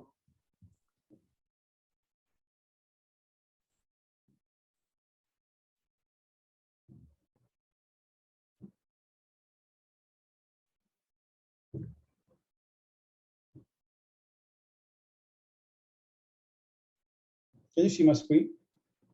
Yeah, where is this? Oh, it's loading. Yes, it's loaded already. But you're sort of in the preview mode, I believe. Yeah.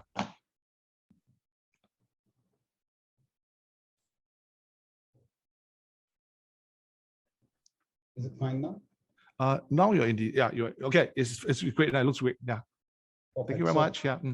So while Ella has explained on how we are trying to bring in new technologies for the commercial organization, I think medical education has been the forte of Smith and Nephew, and we have sort of been leaders in medical education globally. I think last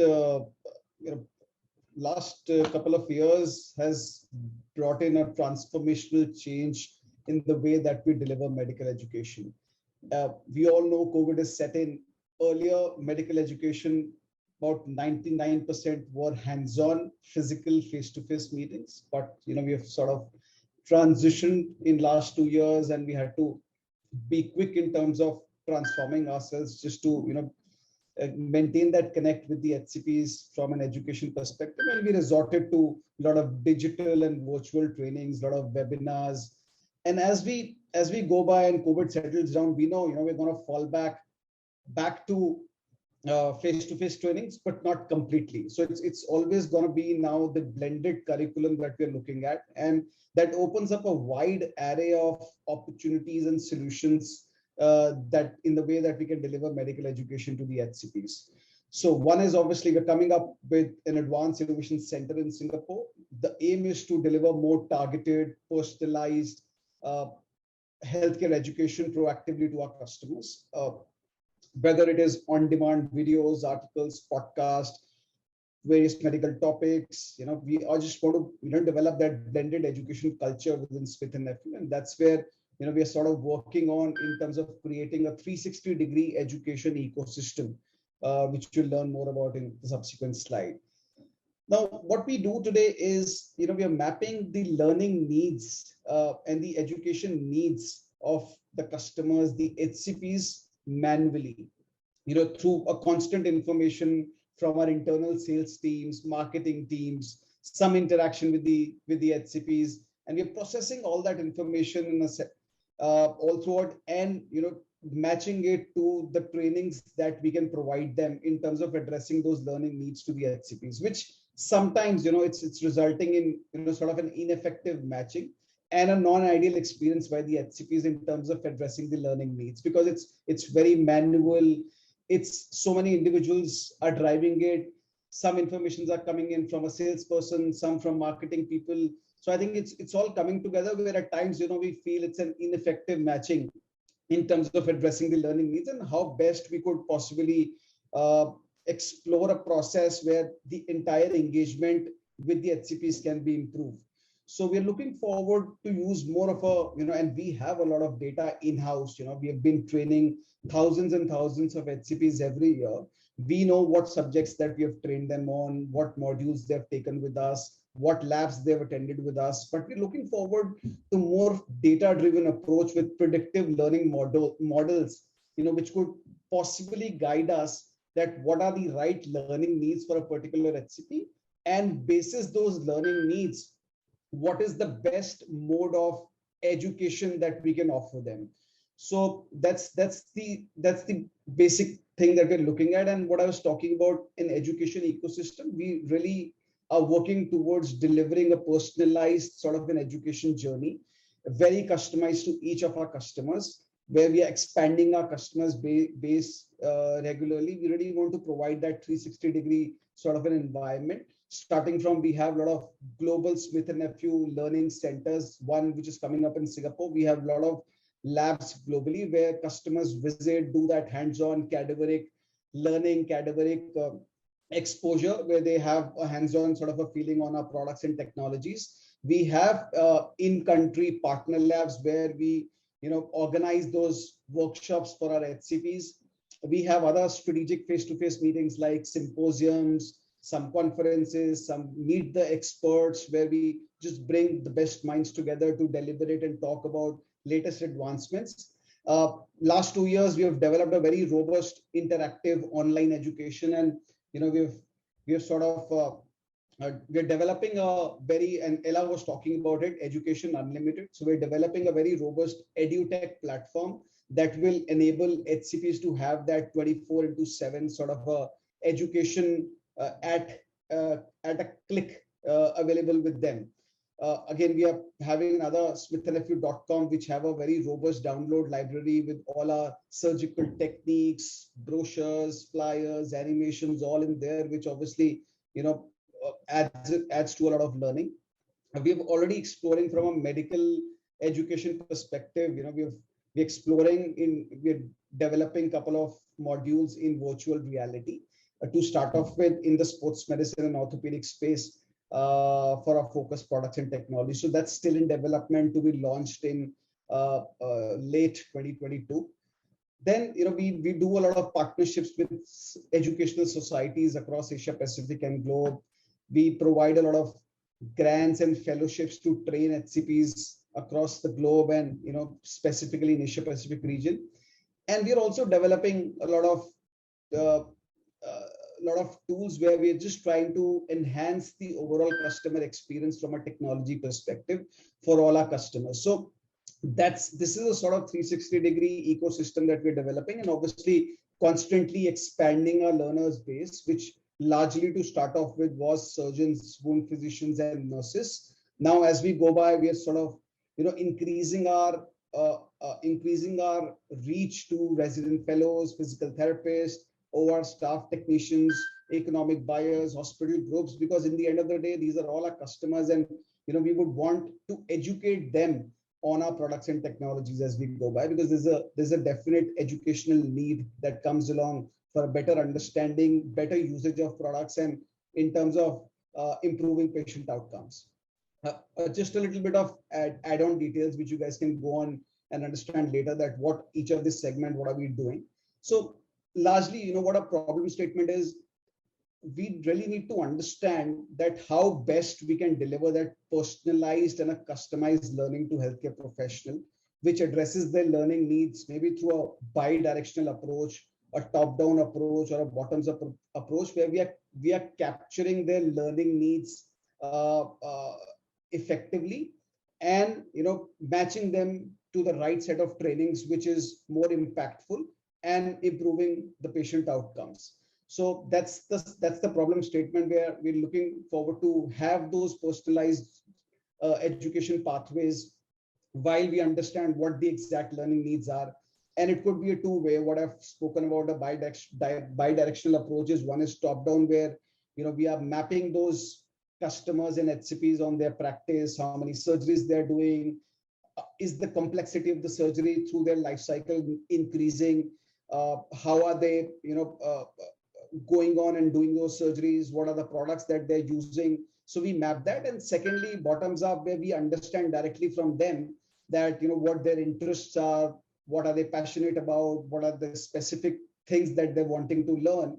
And we bring both of them together to, develop those learning needs, which is very personalized and customized. So we're looking that if we could develop some sort of a tool, AI-driven tool, where we are profiling the learning needs of HCPs and matching them with their personalized education journey and learning pathways to improve patient outcomes. So that's what we're looking at largely. Maybe a working prototype where we are sort of creating those personalized training programs for HCPs via smart profiling and tool matching to deliver that impactful training needs. Obviously, like I've told you, there's so many of various tools that are available in the way that we deliver medical education now. It's not just only face-to-face. So, while edutech space is evolving so rapidly, there's so much online modules, webinars, which we've conducted, and we've realized that on digital and a virtual education definitely, gives us a far better and a quicker reach to much more number of HCPs than physical and face-to-face. But on the contrary, we understand that surgeons being surgeons, they think that hands-on exposure is more impactful. So we need to find a proper balance where we are creating that blended curriculum in terms of addressing their learning needs with the right mix of physical and virtual activity. And how are we sort of going ahead and, addressing their learning needs and creating their individual learning pathways. So again, from a scope perspective, it's very wide. We have last year, within Smith & Nephew, our MedEd has trained about 100,000 surgeons across Asia Pacific only. So globally, if we talk about, we have trained more than 200,000 surgeons annually through, again, a blended curriculum, which was largely digital owing to COVID. But I think we need to create that right mix. So just for the scope of this, we'll be targeting orthopedic surgeons across Asia Pacific as a scope of this prototype.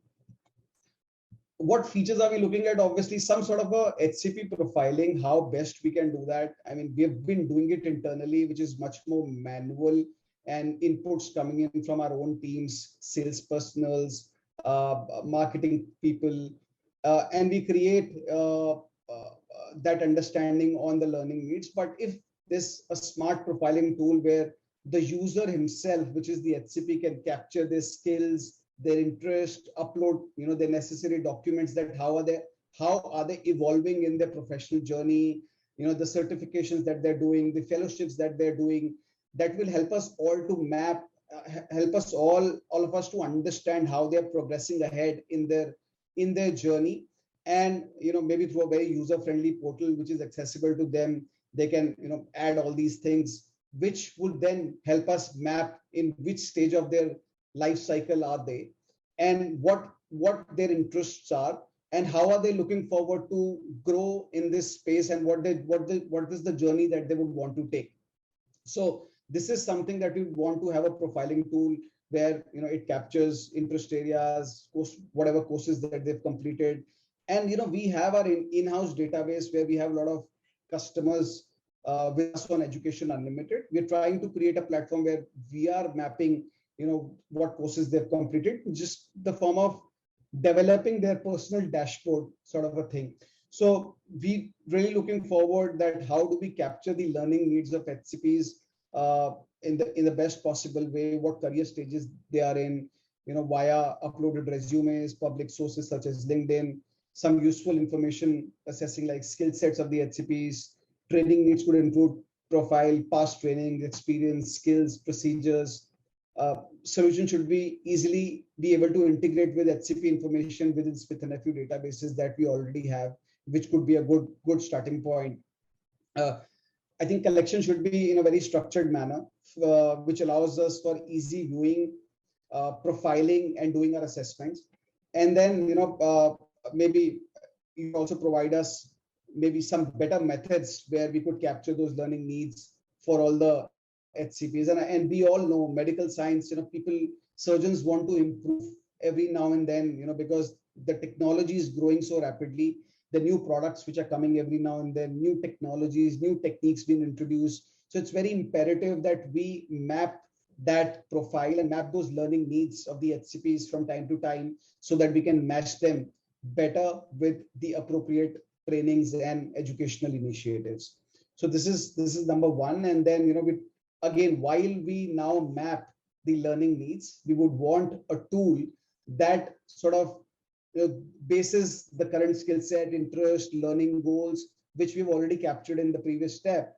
This tool sort of gives us some recommended learning pathways, like what the surgeon profile that he's added, what we have mapped through his resume, his skill set, his interest, and then matching it to that this is where the surgeon wants to go.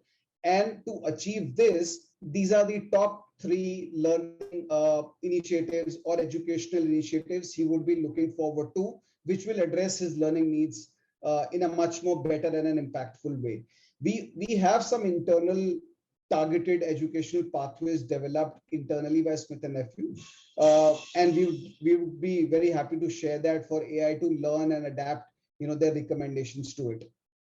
Then once that learning pathways are suggested, obviously that needs to be matched to relevant training needs. So the solution should be proposing the appropriate training from a bucket list of relevant trainings that we have, like I've told you, the 360-degree curriculum that we have, or the 360-degree tools that we are developing. What are the best top 3 tools which would address the learning needs of those HCPs in the most appropriate way? So this tool should be, and while it understands what the HCPs are looking at, then this tool should also tell us that these are the top 3 solutions which could address those learning needs for those HCPs. In addition, we understand, and we really don't want to limit to it. In addition, the tool should also allow the HCPs to sort of visit the entire list of trainings available. And also, if there's something missing, they can also add that this is something that they're looking forward to. And whatever the recommendation that this tool gives, in the end of the day, HCP should be able to view, edit, and recommend the most suitable trainings to him. But we would want this tool to recommend the best trainings suiting those learning needs that we've already identified. So like I've said, we're playing in such a dynamic space, so this tool should constantly be updated with a proper feedback mechanism coming in from the delegates, the faculties, on how the learning needs have been, what has been the impact, where we can improve, where we cannot. So the solution should have learning capabilities to improve the suggested training matches over time, which is sort of making that very close match to the learning needs and the trainings that we are proposing and giving to these HCPs. Then maybe an overview in the form of a dashboard, which provides a one-stop solution in terms of us viewing what are the top training needs. We could segment and we could do a lot of analysis. What are the top courses the surgeons are looking forward to? What are the hot topics, which is currently prevailing and which the surgeons are really interested to understand more about, and other statistics that we can define, which are where we have some training gaps and unfulfilled needs. This dashboard again should be able to integrate with our education website, which is coming up as well.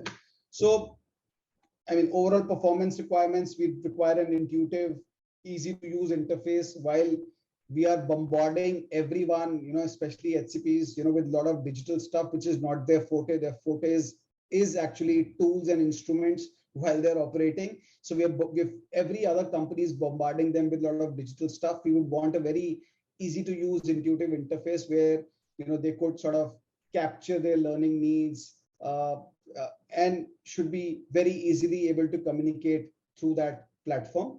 Should be secure, obviously. It's such a the information that we're seeking has a lot of data privacy components attached to it, so we want that to be very secure and robust. Where we could, starting off with Asia Pacific, and we could then scale it to our global organization.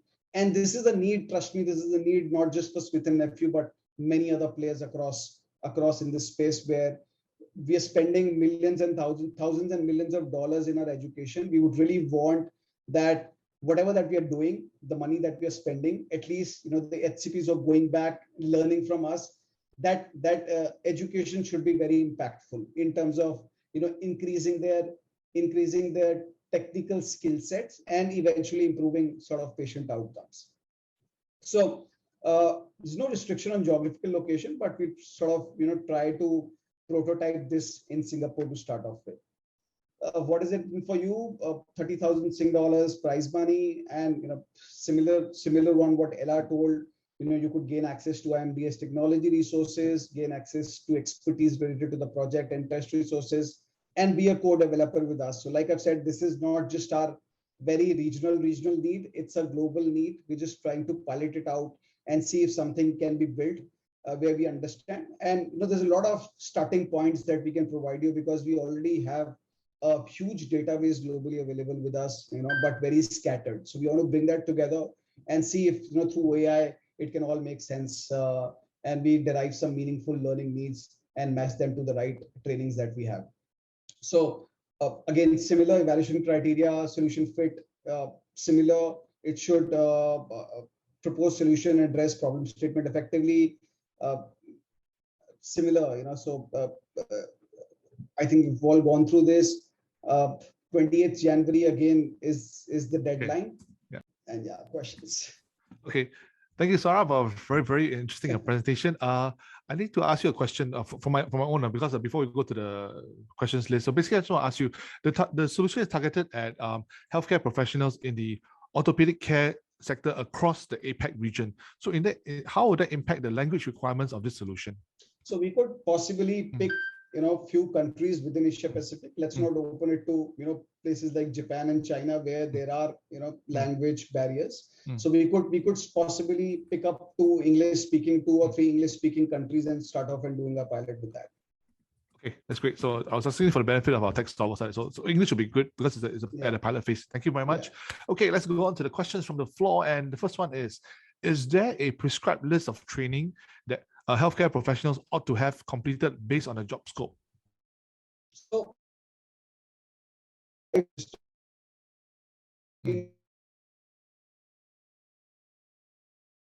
knee arthroscopy versus my fellows link interest would be a shoulder arthroscopy. So it's very individual driven, but we have some standardized learning pathways within Smith & Nephew that, for example, orthopedic resident who is starting his journey as a junior resident, to reach to a key opinion leader 15 years down the line, what pathway learning journey he has to take.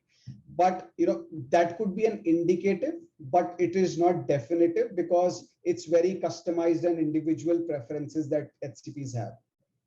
Okay, thank you very much, Shay. I hope that helped answer the question from the floor. Okay, coming up next, again, another question from the floor, and it says, does the Smith & Nephew databases currently contain all the required information to create the smart healthcare professional profiling? Yeah. So I would say no. We have information in terms of an HCP who we have trained in last 5 years. We know what products we have trained him on, what workshops we have done with him, but we really don't know what his interests are, what his, where does the passion lie, what he wants to learn more. It is more of a training that we've done basis the inputs given to us by our own team members. So a sales personnel meeting that particular surgeon has come back to us that, this particular HCP requires a training in knee arthroplasty or knee replacement. So we've organized that, but we really don't know, we don't know how he's evolved in his journey. We don't have a constant update on their profiles in terms of their resumes, fellowships, certifications that they've taken, and how they're panning their interest, in this field. So even in orthopedics that we're talking about, it's such a vast field.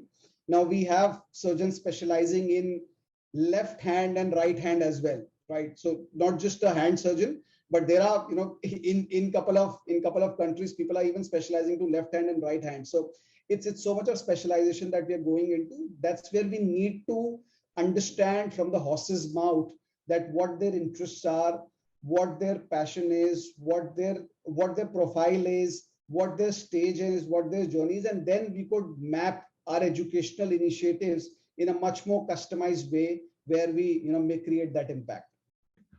Yeah, thank you very much. So basically, the solution needs to be able to welcome information from the healthcare professionals across APAC in a sense. Okay, thank you very much.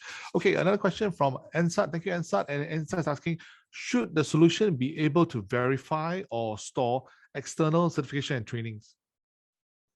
Well, it's not about verification. I think it's just the HCP voluntarily, if they can share what certifications that they have done, what fellowships they have done, that will help us and the tool to map their profile and map their current stage, what they are in a better way, right? We're not looking forward to a verified information, but that information should come through directly from the HCP, right? Okay. So there's no third party who would be entering that information, but if entered directly by the customer, we're not looking forward to a sort of a verification of those certifications. All right. Thank you, Saurabh. Okay, I think I'm going to have time for just one more question from the floor, and I'm going to go to this one from, we'll do just two more, okay. One is from Anonymous about, he's asking, are we specific about having AI in the system? Because this anonymous person has a smart content recommendation proprietary algorithm. Yeah. So basically, Saurabh, would you consider something beyond just having AI in this solution? So I think you guys are the experts in technology space. If you think there's a better solution out there beyond AI, which could help us overcome this problem, we are very open to exploring that. Thank you very much. And this is the true of all the problem owners. They are very open to all the kinds of creative and innovative solutions you have in mind. So do feel free to be not constrained by the box. Please come out of the box if you want. So if there's something better than AI, please propose. Yeah. Exactly. Thank you very much. Okay.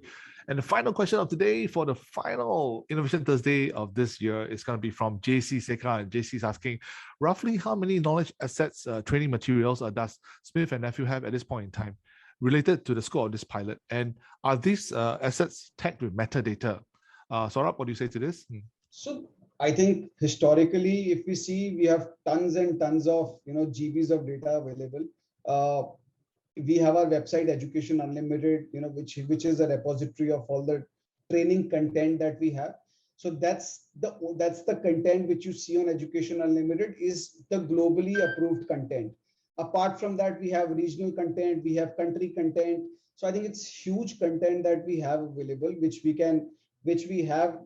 Some of the content is 20 years back, which we are trying to revisit and update. Does that make sense in today's world or not? And we're just trying to constantly update our content as we go by and developing this edutech platform. But if you ask me, there's no limit in terms of how much content that we have from a training perspective, which we can utilize and provide that customized training experience. Okay. Thank you, Marshall. And I have great news for Dr. Saurabh. You have finished all your burning questions today. Thank you very much. It's time for you to take a break because you've been answering questions for quite a while. Thank you very much. And thank you for your presentation. And ladies and gentlemen, we look forward to your submissions for the 2 key challenges from Smith and Nephew. Thank you. We're going to move on to the final part of today's webinar. Thanks for being here. Thank you very much. Yeah. And ladies and gentlemen, that was Dr. Saurabh Sharma, Senior Director from Asia Pacific, Smith and Nephew.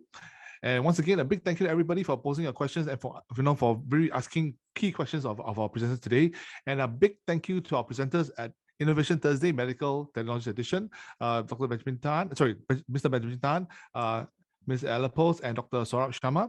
Thank you very much for presenting and answering our burning questions. Ladies and gentlemen, we eagerly await your submissions for Innovation Call 12. Remember, you only have roughly 1.5 months to go. It's going to end on 28th of January 2022. Welcome New Year with your submissions. So we look forward to you coming with innovative, creative, and out-of-the-box solutions for all our challenges presented today and the other ones in Innovation Call 12 as well. And ladies and gentlemen, Innovation Thursday webinars like Doctor Strange and Thor will return in 2022. So look forward to our future webinars in the new year.